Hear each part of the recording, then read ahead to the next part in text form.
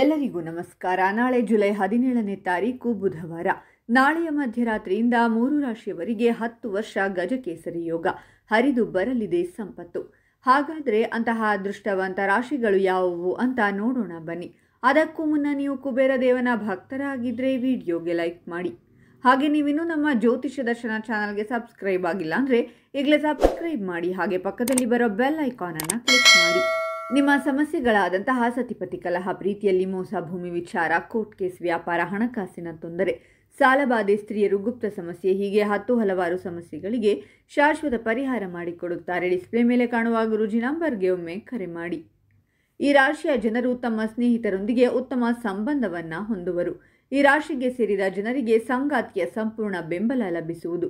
ಈ ಕಾರಣದಿಂದಾಗಿ ನಿಮ್ಮ ಮನೆಯಲ್ಲಿ ಸಂತೋಷ, ಶಾಂತಿ ನೆಲೆಸುವುದು. ಜೊತೆಗೆ ನಿಮ್ಮ ಕೆಲಸದ ಸ್ಥಳದಲ್ಲಿ ಸಂತೋಷದ ವಾತಾವರಣ ಸೃಷ್ಟಿಯಾಗುವುದು. ಇದಕ್ಕೆ ಸೇರಿದ ಜನರು ತಮ್ಮ ಜೀವನದಲ್ಲಿ ಸಾಕಷ್ಟು ಯಶಸ್ಸು ಗಳಿಸುವರು. ಈ ಸಮಯದಲ್ಲಿ ನಿಮ್ಮ ಕೆಲಸಗಳನ್ನು ಸಮಾಜದಲ್ಲಿ ಎಲ್ಲರೂ ಹೊಗಳುತ್ತಾರೆ ಮತ್ತು ನಿಮ್ಮ ಗೌರವ, ಖ್ಯಾತಿ ಸಾಕಷ್ಟು ಹೆಚ್ಚಾಗುವುದು. ಈ ಸಂದರ್ಭದಲ್ಲಿ ಜೀವನ ಸಂಗಾತಿಯ ಜೊತೆಗೆ ನಿಮ್ಮ ತಾಳಮೇಳ ಹೊಂದಿಕೊಳ್ಳಲಿದೆ ಹಾಗೂ ನಿಮ್ಮ ಇಚ್ಛೆಗೆ ಅರಿತು ನಡೆಯುವಂತಹ ಕೆಲಸವನ್ನು ನಿಮ್ಮ ಜೀವನ ಸಂಗಾತಿ ಮಾಡುತ್ತಾರೆ. ನಿಮ್ಮ ಜೀವನ ಸಂಗಾತಿಯ ಜೊತೆಗೆ ಈ ಸಂದರ್ಭದಲ್ಲಿ ಸಾಕಷ್ಟು ಸಂತೋಷದ ಕ್ಷಣಗಳನ್ನು ನೀವು ಕಳೆಯುತ್ತೀರಾ. ಇನ್ನು ಈ ಸಂದರ್ಭದಲ್ಲಿ ನಿಮಗೆ ಹೊಸ ಕೆಲಸ ಸಿಗಲಿದ್ದು ಆ ಉದ್ಯೋಗ ಕ್ಷೇತ್ರದಲ್ಲಿ ನೀವು ಅದ್ವಿತೀಯ ಸಾಧನೆ ಮಾಡಲಿದ್ದೀರಾ ಹಾಗೂ ಅತ್ಯಂತ ಕಡಿಮೆ ಸಮಯದಲ್ಲಿ ದೊಡ್ಡ ಮಟ್ಟದ ಸಾಧನೆಯನ್ನು ಮಾಡಲಿದ್ದೀರಾ. ಅದರಲ್ಲೂ ವಿಶೇಷವಾಗಿ ಈ ಸಂದರ್ಭದಲ್ಲಿ ನೀವು ಪಡೆದುಕೊಳ್ಳುವಂತಹ ಹೊಸ ಕೆಲಸ ನಿಮ್ಮ ನೆಚ್ಚಿನ ಕೆಲಸವೇ ಆಗಿರುತ್ತದೆ ಅನ್ನೋದು ಮತ್ತೊಂದು ವಿಶೇಷ.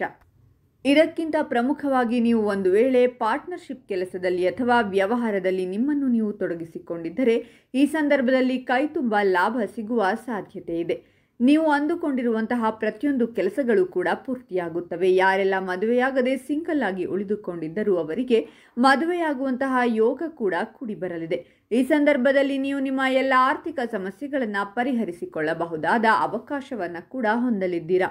ಕೇವಲ ಹಣವನ್ನು ಕೈತುಂಬ ಗಳಿಕೆ ಮಾಡುವುದು ಮಾತ್ರವಲ್ಲದೆ ಈ ರಾಶಿಯವರು ಈ ಸಂದರ್ಭದಲ್ಲಿ ತಮ್ಮ ಭವಿಷ್ಯಕ್ಕಾಗಿ ಹಣವನ್ನು ಉಳಿತಾಯ ಮಾಡುವುದು ಮಾತ್ರವಲ್ಲದೆ ಅದನ್ನು ಸರಿಯಾದ ರೀತಿಯಲ್ಲಿ ಹೂಡಿಕೆ ಮಾಡಿ ಅದರಿಂದ ಇನ್ನಷ್ಟು ಲಾಭವನ್ನು ಕೂಡ ಪಡೆದುಕೊಳ್ಳಲಿದ್ದಾರೆ.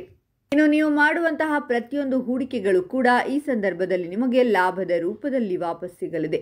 ಮದುವೆಯಾಗಿ ಸಾಕಷ್ಟು ವರ್ಷಗಳೇ ಕಳೆದಿದ್ದರೂ ಕೂಡ ಮಕ್ಕಳಿಲ್ಲದೆ ಮಕ್ಕಳಿಗಾಗಿ ಪರಿತಪಿಸುತ್ತಿರುವಂತಹ ದಂಪತಿಗಳು ಕೂಡ ಈ ಸಂದರ್ಭದಲ್ಲಿ ಸಂತಾನ ಭಾಗ್ಯವನ್ನು ಪಡೆಯಲಿದ್ದಾರೆ.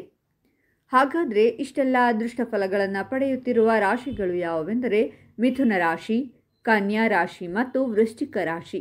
ಇವುಗಳಲ್ಲಿ ನಿಮ್ಮ ರಾಶಿ ಇದ್ದರೂ ಇಲ್ಲದಿದ್ದರೂ ಓಂ ಕುಬೇರ ದೇವಾಯ ನಮಃ ಅಂತ ಕಾಮೆಂಟ್ ಮಾಡಿ. ಈ ವಿಡಿಯೋವನ್ನು ಲೈಕ್ ಮಾಡಿ ಮತ್ತು ಎಲ್ಲರಿಗೂ ಶೇರ್ ಮಾಡಿ.